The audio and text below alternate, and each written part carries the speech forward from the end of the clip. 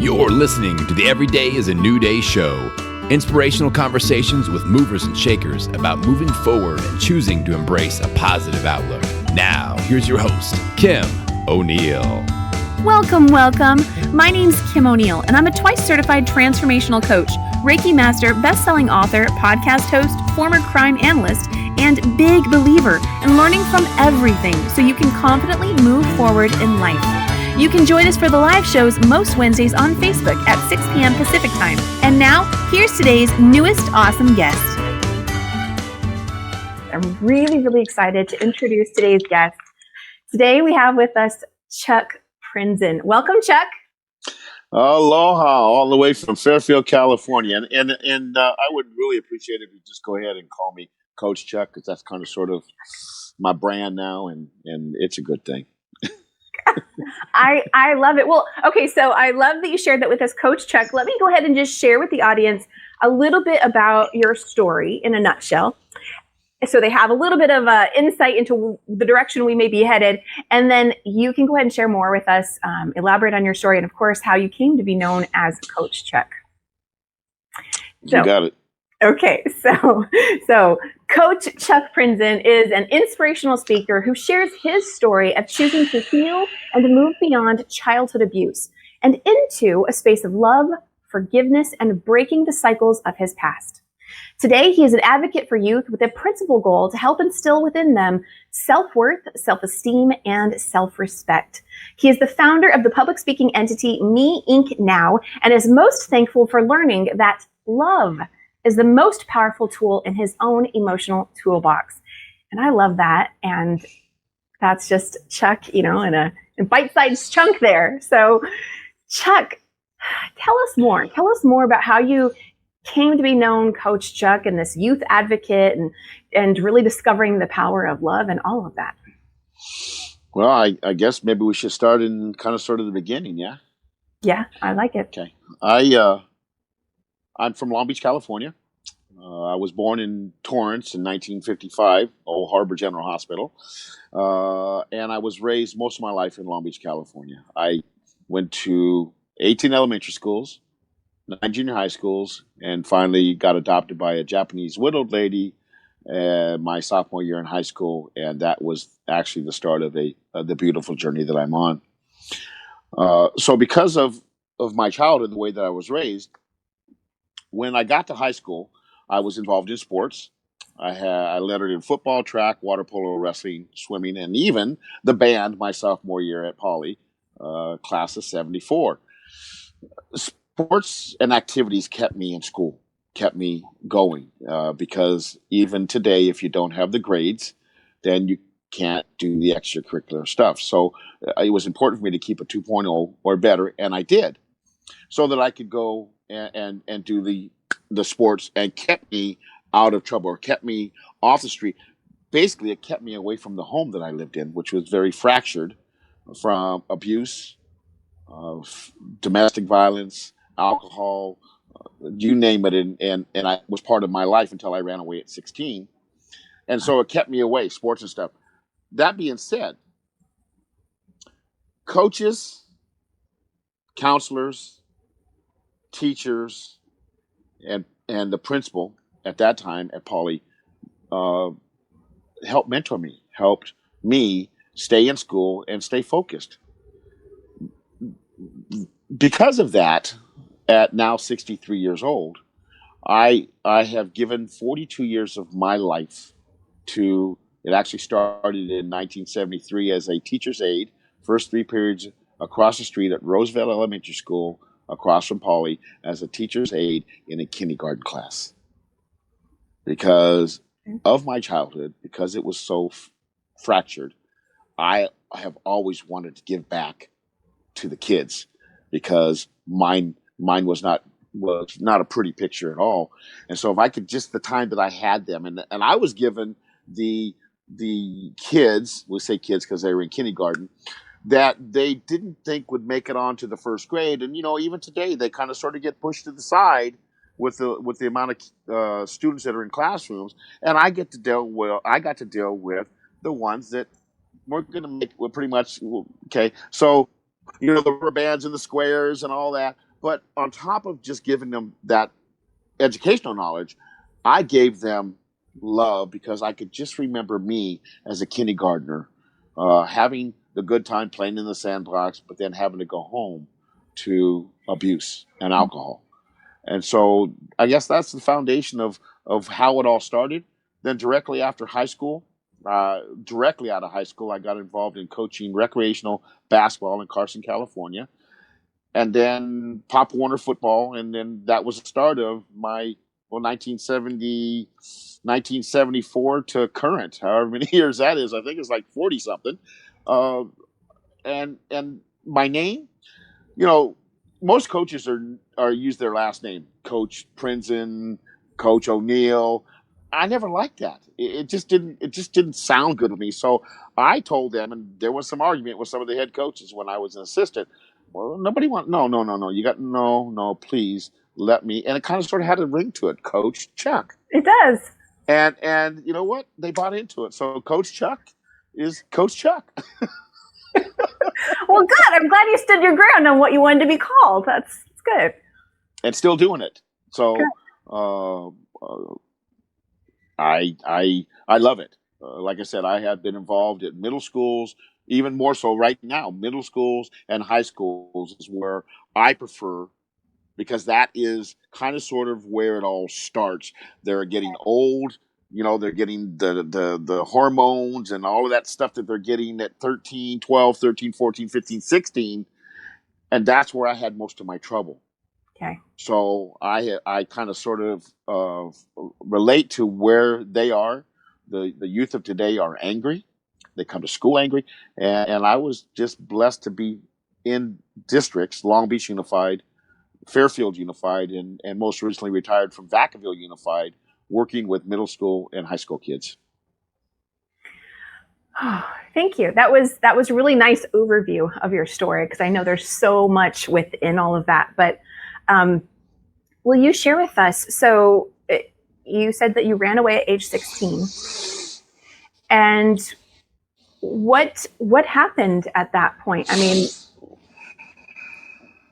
would you be willing to share with us a little bit more? Oh, look, I am wide open. I might get emotional here and there because I was pulled out of, and I describe this all the time. I was so deep in the mine from 13 years of child abuse. My stepdad came into my life when I was just about 3 years old, until I ran away at 16. So from 3 until 16, I was in I almost died twice from strangulation and drowning at the hands of my stepdad. My mother was beaten, broken bones, stabbed with knives, cut with swords, but she stayed with that man. Why? I don't know. This is why I'm also an advocate for domestic violence, because I lived in domestic violence for 13 years. Well, it all started at 3 years old. The very first time I got beat by my stepdad, he was watching me. My mother was working as a waitress at night, and I was being changed from training pants to diaper at night. And he asked me if I had to go to the bathroom, and I told him no. I didn't even know what the feeling was. I'm still in diapers. Hello. Okay. And so while he was changing me, I accidentally peed on him, and that triggered his abuse. And anything that he could grab, and I was trying to run. I could walk at 3 years old. I could run at 3 years old. He was grabbing me and he was beating me, and I was yelling and screaming. And the grandma upstairs heard the noise, and she called the cops. Cops came, and I was hiding under a blanket. I was beat, severely beat, like black and blue beat. And they pulled open the blanket, and there was this beaten, fractured 3-year-old child hiding under the covers, because that's the only thing I could do. And when they pulled the blanket over me, from me, and they looked at me, then they knew what had happened, and they took him away in handcuffs.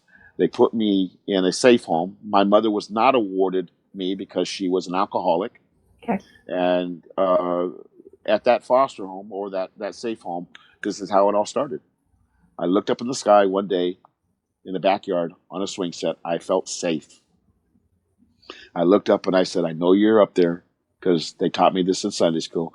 Jesus loves me. Yes, I know. So, Lord, if you're listening to me, I know you are, please let me get old. And if you let me get old, I promise you I will make it right. That is my passion. That is my purpose. And that's the promise that I made, that 60 years later, I'm making it right. Making it right is helping people become aware of generational cycles of negativity that are passed down from generation to generation to generation. And we're talking domestic violence, alcohol, incarceration, suicide. I've had all of those in my life. And so finally, at 16 years old, I had had enough. I was in sports. I was getting rocked up a little bit, okay? And they came home from a 3-day binge. They left me many times. One time they left me at a grandmother's house. There was one of 3 grandmothers that helped raise me in that time. And I thought it was going to be one of those weekend things. This is cool. I'm not getting beat. My stepdad's away. They went to Hawaii for 2 years and left me with a grandmother without even saying a word to me. That's called abandonment. The only good thing that came out of that, I was living with grandma, and she didn't lick me unless I needed to get lickings. And I didn't have abuse for 2 years. But yeah, so these things, I suffer with PTSD because of the trauma that I was involved. So at 16 years old, when they came back from a 2-day binge or a 3-day binge, they would leave me many times. I was playing outside in the front yard with a buddy of mine, and Cal came up and he said, "What are you doing?" I said, "Well, I'm playing in my front yard." "I thought I told you that you were on restriction." Well, first of all, how are you going to put me on restriction when you're gone for 3 days on a drinking binge? I wasn't going to say that, but that's kind of sort of what I thought. And so he said, "Get in the kitchen." And I knew it was coming. Okay. The sad part is I had a good friend with me that was watching this, my best friend. And when I went in the kitchen, Cal came at me, and I was strong enough to break away, and I ran out the front door, and I never looked back. I did visit here and there, but I never looked back.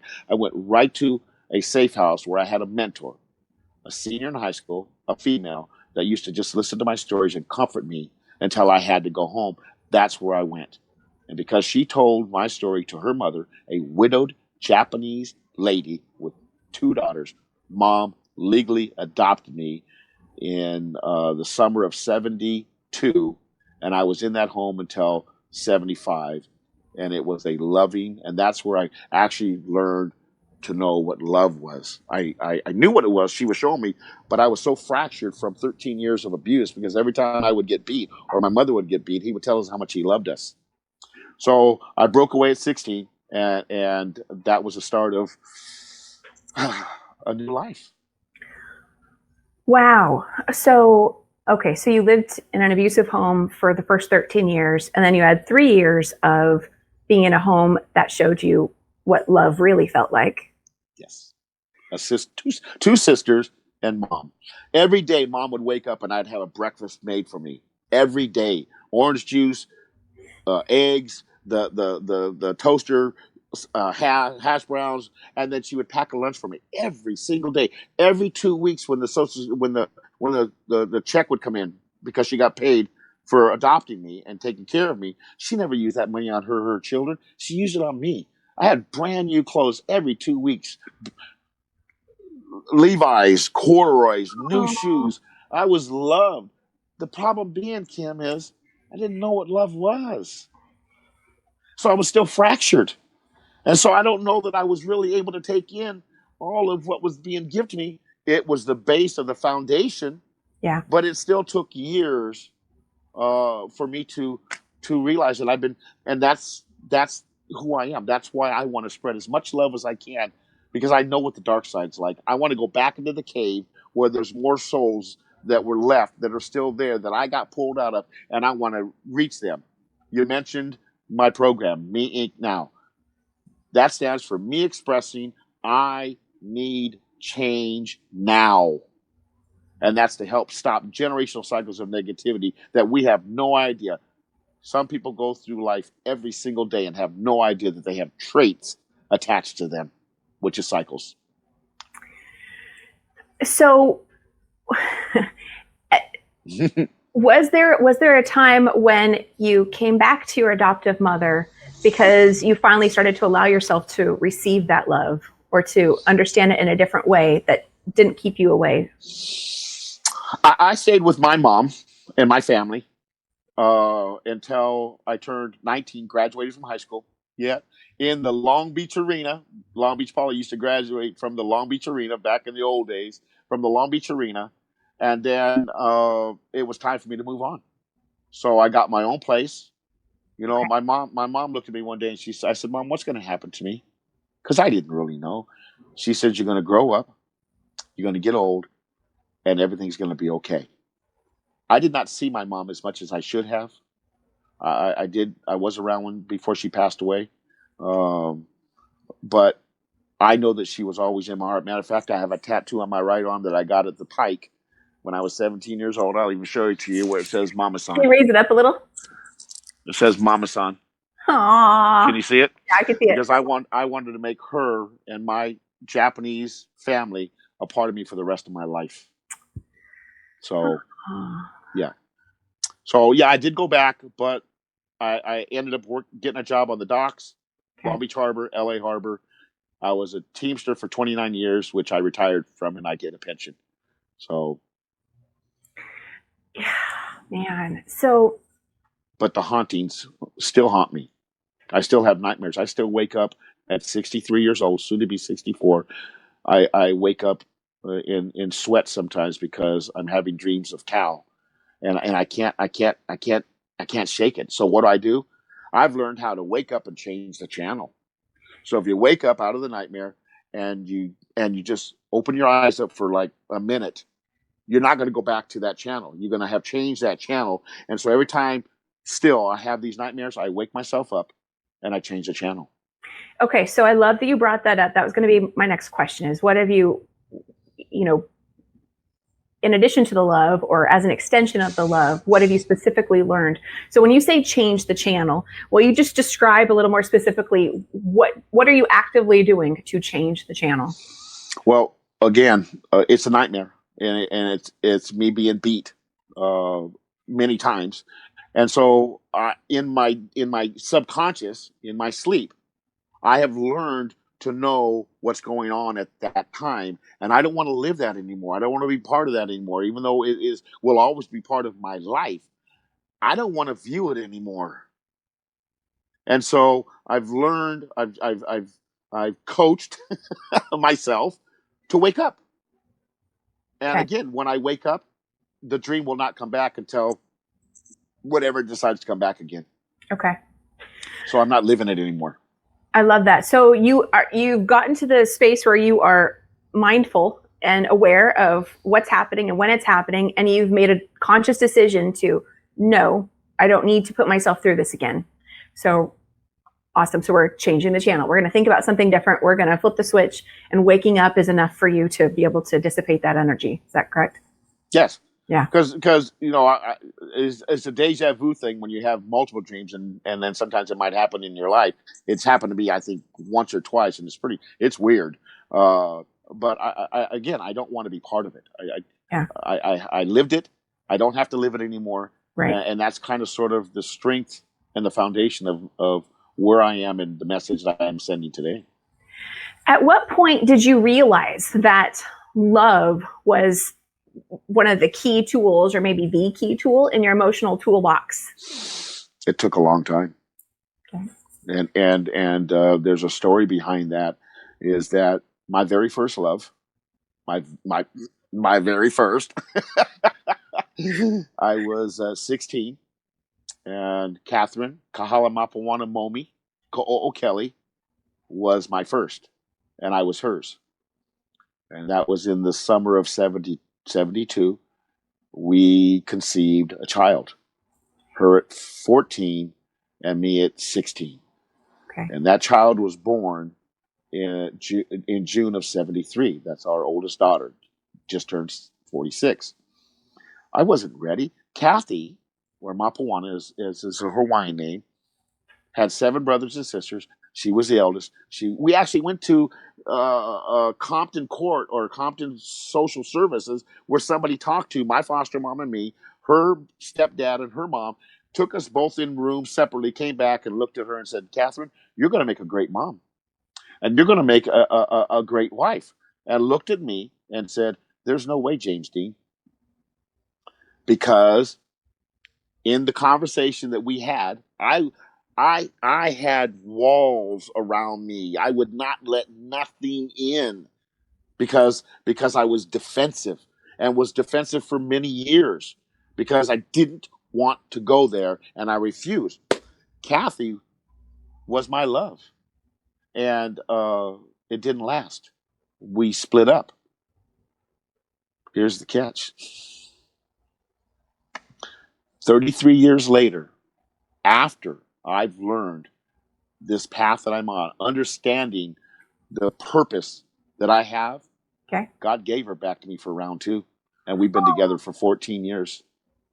And we have 17 grandchildren, 4 great grandchildren, and 7 children between us, or 6 children between us. God is good every day. He gave me, because even though I knew how much she loved me, because she showed it to me, I wasn't ready to get it. I didn't have it. It took an annulment. It took another relationship, and it took a 22-year marriage. She lost her husband 16 years ago, and somehow, because of our daughter, she found me. There was a relationship. And I in 1972, I dedicated James Taylor. You've got a friend to her. Okay. In 1992, we separated in 1975. In 1992, she got a hold of me. How she did, I have no idea. But she found me and wrote me a letter and said, our daughter needs her father.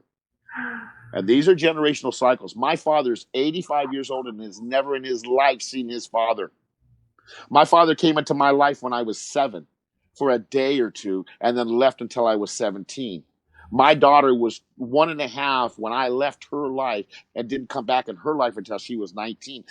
These are generational cycles of negativity passed down. That one happens to be dysfunctionality. Family, not knowing family. So this second time around, have gone through all the stuff that I went through in this life. I embrace love. And it feels so good. This is why I'm an advocate to share aloha. Man, that is powerful, Chuck. It's me, and Kim, this is why I'm so straight-minded, so strong in this adventure, in this journey, in this path that God has given me to keep the promise that I made. Nobody said this road was going to be smooth. Right. Upon conception, we are all given things, and we're given life, we're given a path, and we're given an hourglass with sand in it, and nobody knows how much sand. God is making sure that I have enough sand in my hourglass to continue to keep the promise, and he's opening the doors. Being on this show with you is allowing me to keep my promise. And this is where it gets emotional. I'm blessed every day that I get to have these moments, because these moments keep me going for the ones that are in need. And there are many, mostly the youth of today. So, Chuck, your story is it's so beautiful because, it's so multifaceted. And I think mostly I personally relate to your story on so many levels, all of it. But I think what really stands out for me is your commitment to your own promise to God or mission that you Path, journey.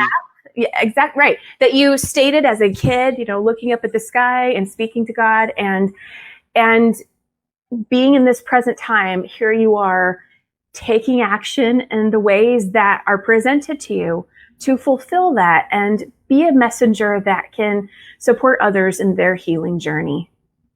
And it's beautiful. So when I first heard you share that story, because it's totally fine. It's, when I first heard you share that story, because here you are, you're in this contest to win the next impactor. And I would love for you to, eventually share a little bit more about that with us.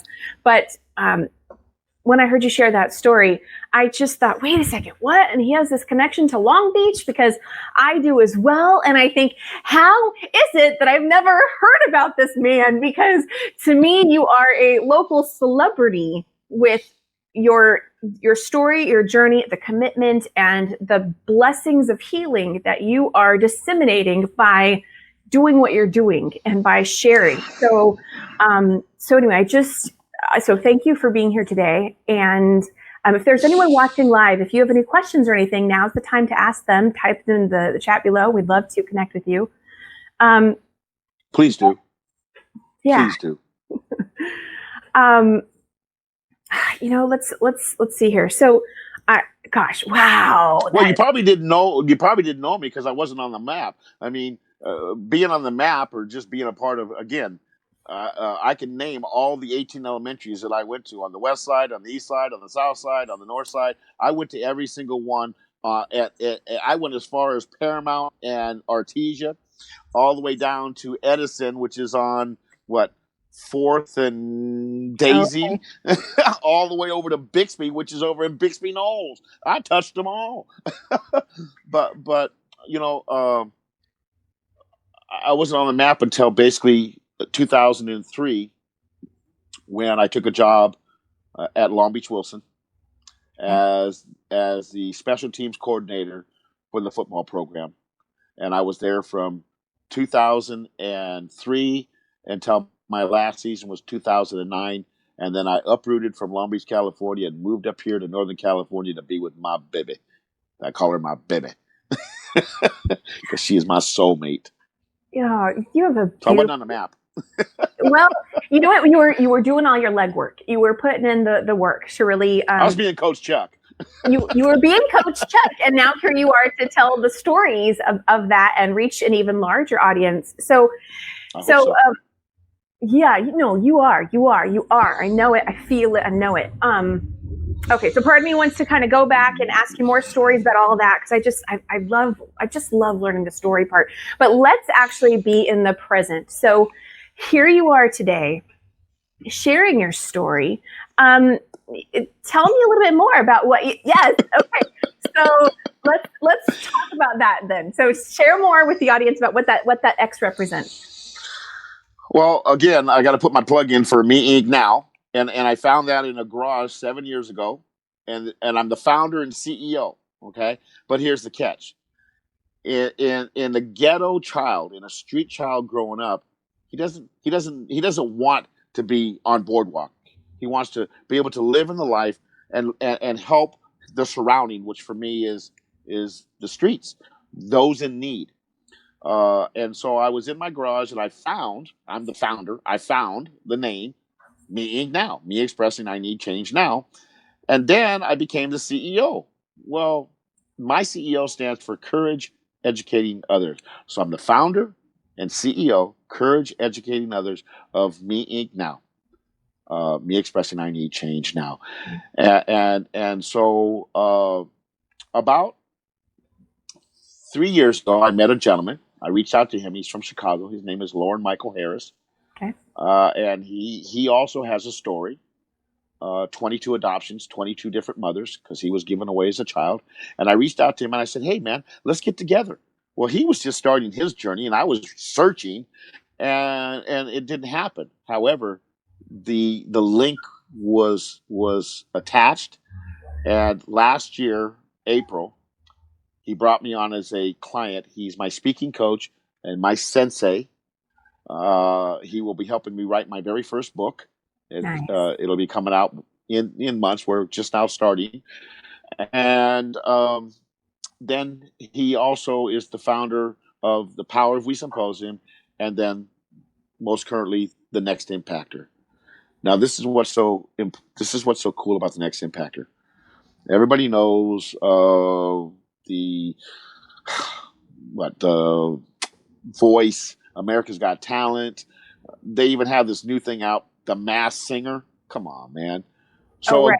a group of individuals, Lauren being the visionary, Okay. have gotten together. People like Jason Cisneros and other speakers from all over the globe, not nationally, just global speakers, have gotten together, and we are now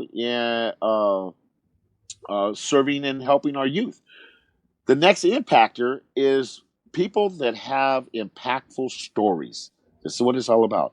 So this is season 1, and it cost it did cost $25 to get in. That's it. $25 to get in, and then now you are now on a journey to be in the first season of the next impactor.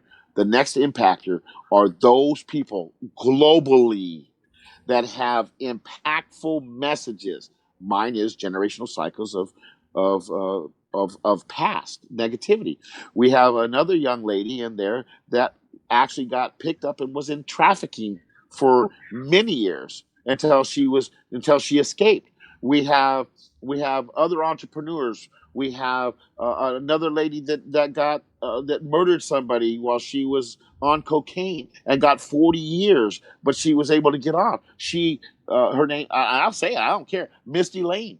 She just wrote her first book, and she's doing very well, sending messages to those. And we impactors are tired of people telling us to shut up. Nobody wants to hear your story. We all have our own. Enough is enough. That is past. This is present. And if we're going to help save positivity in this world, this next Impactor competition, season 1, is a kickoff, because it started off with about 200 globally. Okay. And it is now whittled down to, with challenges and stuff, the final journey. I am in the top 25 of the next Impactor, and I will be on stage. It's going to be live streamed. Look forward to it. I will be posting it. August the 30th, the season 1 Impactor for this competition will be crowned with a $500,000 prize package, not cash, prize package for them to be able to get their impactful story out to the rest of the world. And then right after that is done, like whenever it's done, the next minute after it's done, season 2 starts. So anybody out there that is listening to this message, be ready, because season 2 of the next Impactor are looking for impactors like you, Kim, that have messages. Well, okay, so just to summarize it for anybody who's still trying to figure it out, basically you're in a competition to be on a TV show. Is that essentially it? It's not a TV show. Yeah, it's not going to be. It will be. Trust me. That's because what I mean. They have no sponsors. Yes. Okay. So the person who wins will be on that TV show. Is that right? No. Okay, so I'm sorry. There is no TV show. This is season 1. There's no sponsors. There's no nothing. We're kind of sort of helping along the way with donations or stuff. It has not been picked up yet. Okay. But I guarantee you this: once it's live streamed and there's going to be media from all over Chicago, all over. Once they get this, and it's out there. If you want to go to Chicago scene, you can look up the next Impactor, and it'll tell you. Or you can go to # the next Impactor and find out more about it. Okay, I see what you're saying. Right now, it's a pilot program. How's that? So it's basically a competition, and the winner is going to be receiving resources to be able to share their message even more globally. And you think that there's the potential for it to become a TV show, but that's not necessarily the initial plan. No, but the plan is to start this next Impactor and get it out there so it can grow, and we can bring more people that tell their stories because they need to be told. Right. Got it. Okay. Oh, that is fascinating. And how long have you been on this journey? Started in December. That's it? It started in December. And then it started with, again, it was open for globally. Okay. We actually have people from the UK. We have people from South Africa. We have people from Australia that are part of the competition. Okay. And it went to the top 50. Right. Then the top 50 had 5 coaches. There's 5 entrepreneurs or 5 speakers that have become coaches. those coaches took 10 players. Yeah. And then they had a competition within that for us to now get to the top 25 because 5 of the 10 had to get cut from their coach. The only reason why I sound surprised is because I know that you and some of the other contestants have been so active. You're doing your job, but have been so active, doing so much that I thought it had been like almost a year now that you've been doing this. No. And so I think it was 3 weeks ago. I'm thinking June. It was June the 16th, I believe, 2 weeks ago. Okay. That the top 25. Yeah. And this is what's cool. I didn't make the top 25. What? No. So the next impactor is like kind of sort of the apprentice, kind of sort of the voice. They've taken all these things and they've tied them into the next impactor. So what happened was the 5 coaches had to cut 5 players. Well, you've seen The Voice where the contestants will go head to head and somebody has to take the walk of shame and all of a sudden they hit that red button and they say, I'm going to do a steal. I was out there because I didn't make it, and there was 24 that were named on the board. Next Impactors top 25. I got stolen from another coach. That so is that a I could. smart coach. No, it's cool. It's cool. I got stolen because that coach saw something in me, saw the activity, saw my message, saw my purpose, and said, I want him on our team. So there's 5 now members. I went from Team Cheryl, and I'm on Team Todd now in this final journey.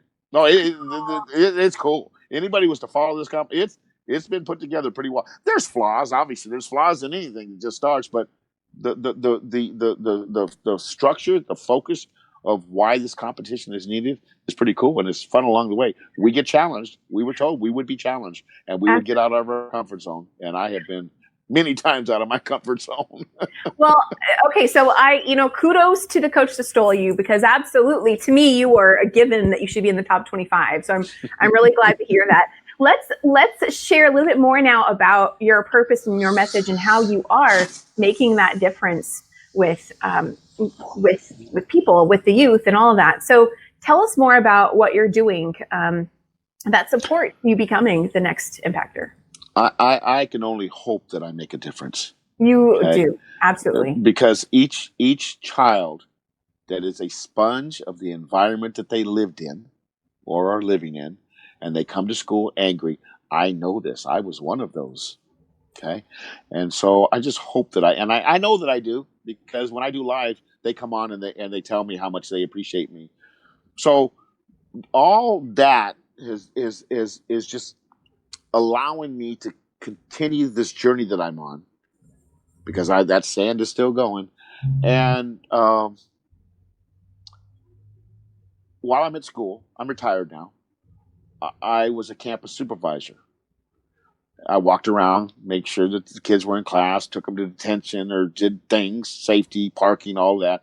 It gave me an opportunity to give back to what I was given in 1972, 73, and 74 while I was in high school, while I was at that kindergarten class.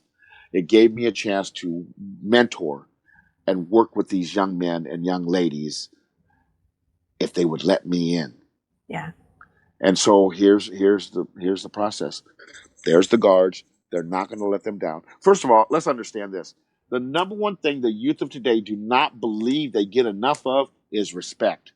Well, in most cases, they don't need to get respect because they don't even respect their dang selves, how they act nowadays. But being this old wise, see, all this is wisdom. All this white stuff is not old gray hair. It's wisdom. And every strand that I have on me is something that happened in my life, positive or negative, that gives me the value of the wisdom that I have. So why would I not share it? So I give them respect, and I tell them straight up when we start our conversations, when we start our mentorship. Okay. I don't have to respect you. Let's understand that. I was told that you need to earn your respect. The kids don't get that today. So the same. Go ahead. In what ways? How do you identify that they are not respecting themselves? What does that look like? when you observe it in a kid? Well, okay, so yesterday I went to the movies with my brother, and we were walking out of the men's bathroom, and as I was opening up, a young man, probably 12 years old, decided not to push the door open. He took his foot and he kicked it open and almost hit me. That is a knucklehead that has a negative environment that he lives in, and he don't give a rat's. So because of the environment that he's in, and because he's probably not having a relationship, he probably doesn't have a communication with his parents because they are cycles and they put that cycle on him, and he's angry because he's involved with domestic violence or alcohol or incarceration and all that. He's angry. And so they believe that we do not understand what's going on in their life today. So what I do is I bring pictures of my childhood. I bring pictures of my graduation in my cap and gown and say, look, I was not born 63 years old. I had a life. Yeah. And because I had the life that I had, I want to share it with you because my job as a coach, my job as a grandfather, my job as a father is to help the youth of today become more aware and become a better person than they were, that I was at their age. So in most cases, this world is so angry with all the negativity that's going on in it. Kids don't believe that they get respected. And because they don't believe they get respected, because they live in a negative environment, they're not going to give it back. So what I say to them is, I'm going to give it to you first. I'm going to say, yes, sir. Yes, ma'am. I'm going to say, please. I'm going to say, thank you. I'm going to listen to you with an open heart and an open mind. So from now on, once we start this relationship, I'm not going to lie to you. They know if you're lying.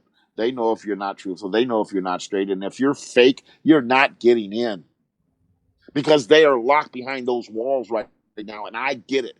I have the key to get into that wall, and I start working in the respect thing, and I start working those down to where I can see their face, and I go right down into that heart, and I start working on that heart because it's there. I had it. I know what it feels like. It's engulfed. It's hidden. The love is hidden. It's in there. They want to be loved. They want to be part of something, but because they're in their environment that they're in, they're not gonna lower those force fields or those guards to allow certain individuals in because they think they're full of doo-doo. I'm not full of doo-doo. And they realize that, they see that. And they allow me to tell my stories. And I tell them just as raw as I can tell them. And in most cases, it touches home. Are you now that you're retired, are you still in contact with any of the kids that you used to work with? Yes, I did a live a little earlier, and there was 4 of them that came on. One that's in the Marines in Hawaii, one that just became a father, and I've seen him in his worst when he was a freshman in high school, and I know where he came from. His father was killed. He was in the motorcycle gang. I'm not going to get into a lot of business. I'm not going to put his name out there, but I know where he came from. And I worked with him. I saw that diamond in that rock. I knew there was something valuable in there. Well, guess what? He's a father now. He's a hardworking carpenter, making good money, and the joy of coming home to his daughter has made a difference in his life. He came on and he said, Coach Chuck, you're 100% right. And then there was another young man, same way. So yes, I have many, male and female, that are out there that I call them my mentees, and I want to make them part of the program of Me.Inc. now so they can become ambassadors to the program because I have a vision. We might be able to touch on that, or what my vision might be of opening 3 schools, Hawaii, Northern California, Southern California, and open up Me.Inc. Now centers, almost like the Boys Club or the Girls Club. But we are going to have sessions of workshops and bring in ambassadors that have gone through my program that went from mentee to ambassador so that they can share their story and their love as we bring these kids in to a safe haven of Me.Inc. Now centers. Oh, that's wonderful. I love it. Okay, and so I imagine that, of course, this whole Next Impactor competition would then support you in being able to open those centers. Well, it is, and I'm sure that maybe some people might not like what I say, but you know what, Kim? It's simple as this. I may not win, and it's okay. I'm still in this competition. I got stolen, and I'm still in the top 25, which means I'm going to be in Chicago in August on the main stage in front of social media, news media, all of that, and I'm going to still be able to send the message that I'm sending. So as long as I can continue on this journey, almost like The Voice. If you go so far and you make the top 10, you know that after the season over, you hear of those people highlighting for Blake Shelton. We went and watched him in concert, and sure enough, one of the people that was in the competition opened up for him on his tour. How So if you're out there, regardless of what you're doing, if you're out there and you're sending your message, people are listening to you. So as long as I'm still in this competition, I can. Would I like to win it? Absolutely. Anybody can use $500,000 in a prize package for book rights, for media rights, for all this stuff. And that's what that money's. It's not just $500,000 cash. It's it's stuff that have been donated that adds up to $500,000 to help got you get your message out there in a broader way. I'm doing that right now. Again, would I love to win? Absolutely. I'm a competitor. there are no efforts that ever go wasted. I'm a big believer of that. So I completely agree. It's not necessarily that you're doing this just to win, and then if you don't win, all hope is lost and everything. No, it's all adding up, and absolutely, if not that, then something I'm else. keeping my promise. There you go. For sure. Oh, Chuck, you are just very inspiring, and I love what you're doing. And are there any final messages, or anything else you would like to say about love, or anything to our audience before we wrap up? What the world needs now is love, sweet love. It's the only thing that there's just too little of. Share the love. This is where I start getting emotional because I don't care how big you are, I don't care how strong you are. That thing starts fluttering, your emotions are going to go. And I just know what ugly is.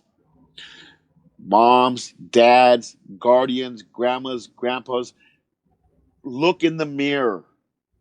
Look at your past. There are cycles, whether it's a positive or a negative, that was given to you in the journey of your life from generations before. I was 26 years old when I realized that I had a trait that my stepdad put on me because I was being abusive to a 6-year-old stepdaughter. And I went and sought help. So if the message I'm sending is this, look in the mirror.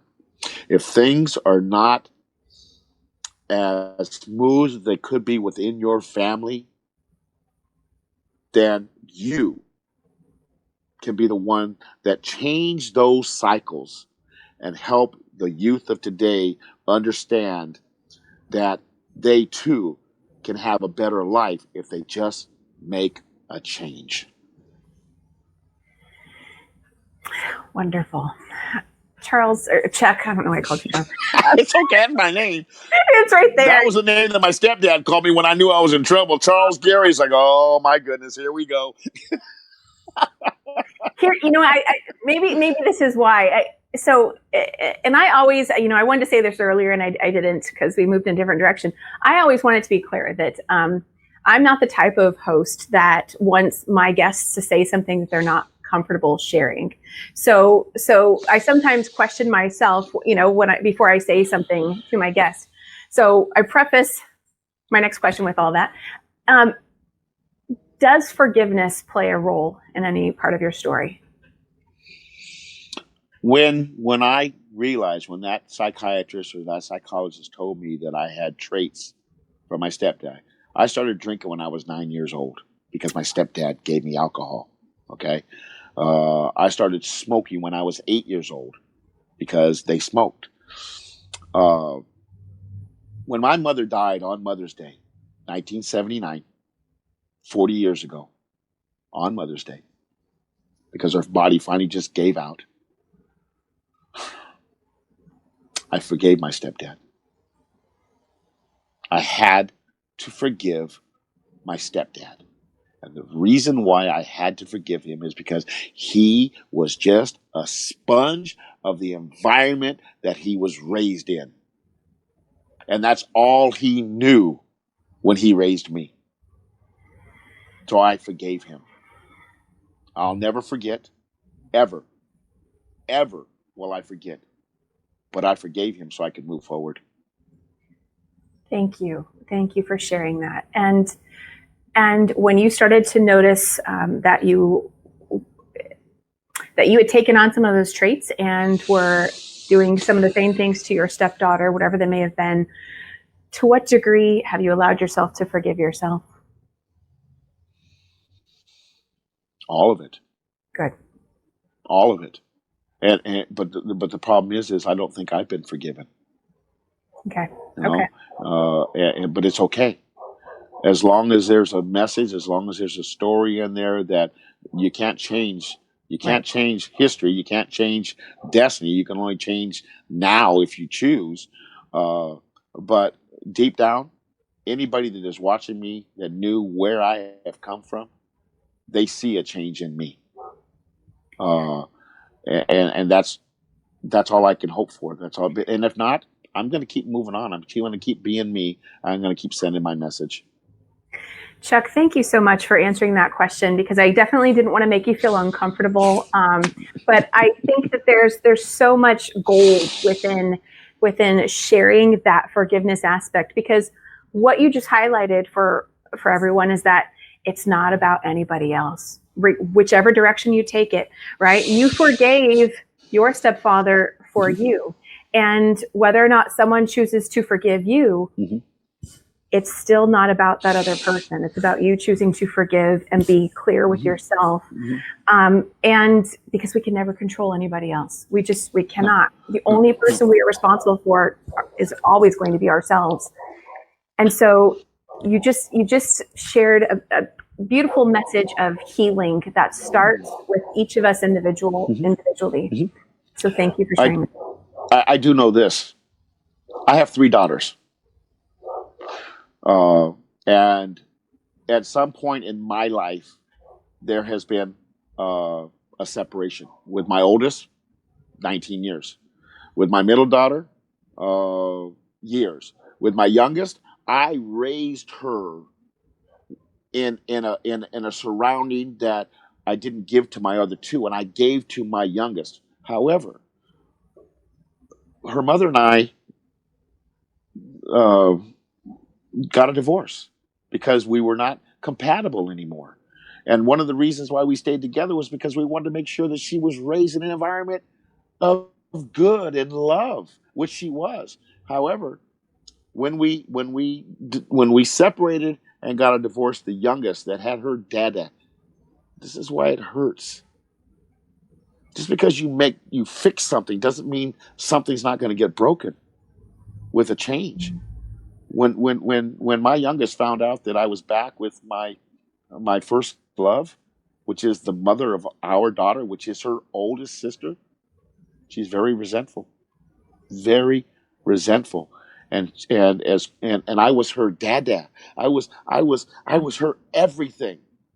That changed when I left home.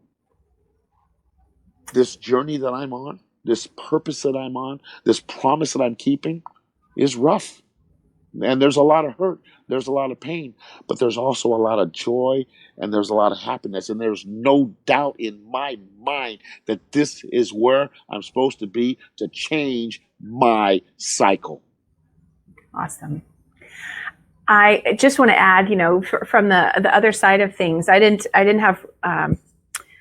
deal with abuse as a kid, but for any, daughters that experience an absent father, I'm one of them, and I understand how challenging it can be to get to the space of opening yourself up to forgiveness and healing. But I will just say that it's possible, it's doable, and it can get so much better once you do. And with that said, nobody has to do anything that they're not ever ready to do either. I think that's also part of the journey is whichever side we're on, is understanding we all get to operate at our own pace, at our own timing, and just remember to come back to that feeling of love, Oh for yeah. ourselves first. The youngest, the youngest. Oh, hey Joe, how are you? The youngest. Excuse me. The number two and number one are like this. Number one and Yeah. number three and number two are like this, but they're not all three connected. But number one and number two, number three, we're working on. We're working on our relationship. Uh, Number one and number two have forgiven their father. They're not going to forget either. Okay, there are gaps in our relationship in our life that we'll never get back. But we're at a point in our life that they have forgiven me. They understand, and we have a very good relationship. I'm grateful. Wonderful. Well, Chuck, where can people find out more about you if they'd like to connect with you after this episode? Well, here's the tough part. I'm working on all my social media stuff. It's getting better. You can go to my website. It's not the best. But it's there. It's been there. I have a blog. I have my mission statement. I have all of some really good blogs I have out there. 3 different blogs: child abuse, domestic violence, and trauma, PTSD. Me.Inc. now, small cap, MEINCNOW, or you can go to my Facebook page, Charles Prinzen. You can also go on YouTube. I have some videos out on YouTube that I'm putting out even more so now that I'm in the Next Impactor. And we're going to actually work on, or you can get a hold of me at chuckprinzenyahoo.com. We are now working on trying to clean up my Instagram and my Twitter, so I'll have more ways of social media people to be able to get to me, and I can get to them. So, again, chuckprinzenyahoo.com, meincnow.com, or what was the last one? My Facebook page. Awesome. You know what? Here's what I think is awesome is that you're not letting the fact that those things aren't in place yet prevent you from putting your message out there and doing your thing. So that's the good thing, and it's okay.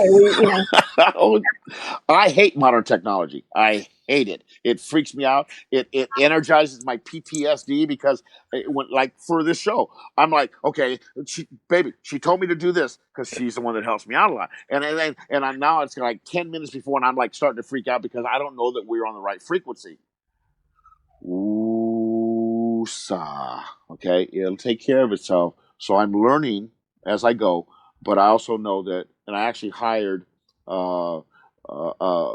nephew, grandson. It's Mapuana's deceased husband's first daughter that they had together. Her son just graduated, and he is going to help me with Twitter because he's into that. Okay. And I'm going to pay him $20 an hour. Nice. Awesome. You think? To help me Twitter, Instagram, and other stuff that I need to get out there. But you can also go on Symposium, and you can look up the Next Impactor or hashtag the Next Impactor to find out more about the competition. But Symposium, I'm on Symposium, and you can actually vote for me. Again, you can either sponsor me or vote for me. It's 99 cents a vote. That money goes back into the Next Impactor because we don't have sponsors. It goes back into season 2 or season 3. All this money that's being put together is helping the Next Impactor move forward in its purpose. So you can go to Symposium, and in there look for the Next Impactor link, and you'll see that I actually have some stuff out there to gather votes. There's one in there. I'm yelling out. My granddaughter took a picture. I'm yelling out, and I'll holler for $1. So, if you want to give me $10, if you want to donate $10 to Symposium, then that's 10 votes towards the Next Impactor. So what we're doing is all these votes are coming together. So at the final, anybody that we have networked in this time, that night is going to go on a live stream. All votes do not count. The top 5 will go on a live stream, and all those votes that are coming on a live stream will nominate, just like The Voice, will nominate the Next Impactor. So Symposium and vote for Coach Chuck. Well, Chuck, thank you so much for being here today, sharing with us your story, and spreading your message of love and healing and forgiveness and hope and all of that, because I know that it's making a difference. So thank you for what you're doing.